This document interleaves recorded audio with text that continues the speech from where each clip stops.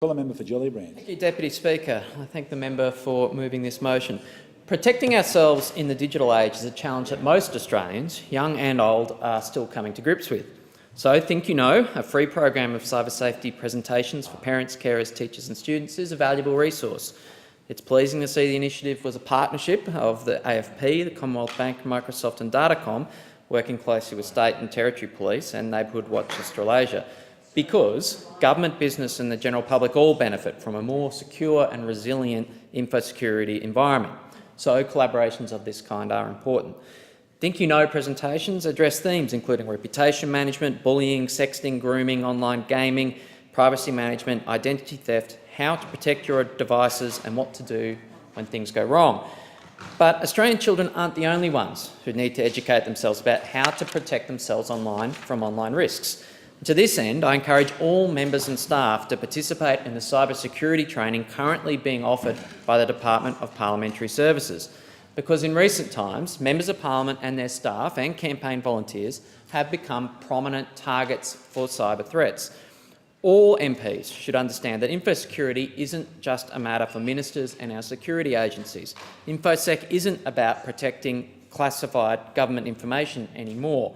Hackers now routinely target elected representatives, candidates and staff in political systems around the world with a wide range of motivations. As public figures, politicians are uniquely vulnerable to doxing, ransomware attacks and old-fashioned blackmail. As influential figures in government policymaking, we are also major targets of influence operations from foreign adversaries using online tools. The US Office of the Director of National Intelligence report outlining the US intelligence community's assessment of Russian efforts to use cyber operations to influence the recent US election told a damning story in this respect. The success of Russian cyber operations in the US election should be a warning to political actors around the world. Indeed, before the high-profile attacks on Hillary Clinton and the DNC, there were major spear phishing attacks on politicians from Germany, Taiwan, Japan and a range of South American nations. Recent events in the US will only encourage further attacks. It would be naive not to think that Australian political figures are not targets for these kinds of attacks. This risk will only grow as the global geostrategic environment and Australia's role in it becomes more complex and contested.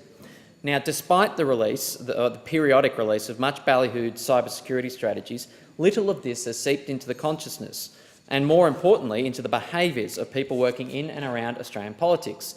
You get mostly blank looks if you tried to start up a conversation in this building about the implications of the Mirai botnet or the shadow brokers' information dumps, two of the most significant InfoSec developments of the past 12 months.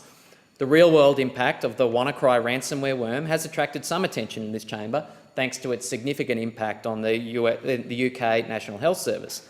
But you'd think people would be more interested in exploring the implications of what appears to have happened here, namely an NSA-developed exploit being stolen by a hacking group that is widely viewed as being a front for a government actor, that exploit being dumped online publicly, and then the North Korean government seemingly picking it up and operationalising it in a ransomware attack.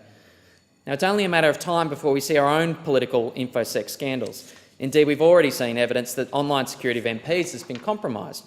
MPs, staff and campaign volunteers routinely use online platforms outside those administered by DPS. Social media platforms like Facebook, Twitter, Instagram, private email accounts like Gmail, Yahoo, collaboration platforms like Slack and a range of CRM platforms. Almost all of these services would contain sensitive information that would be of value to third-party attackers. The I Have Been Pwned website, operated by Australian web security expert and Microsoft Regional Director Troy Hunt, aggregates data comprised of these data breaches and allows users to search for their usernames or emails within it. You can find a number of compromised accounts associated with Australian members of Parliament's official APH email addresses on this site. No doubt many more accounts associated with the private email addresses of MPs and their staff will have been compromised in this way. So I encourage members and their staff to check their email addresses and usernames on this site and to change the passwords associated with any of the accounts that have been compromised, and to cease using compromised passwords on any other accounts.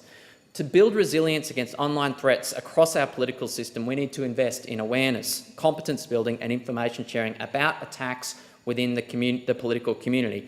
And that's a responsible a responsibility that falls on every one of us in this chamber.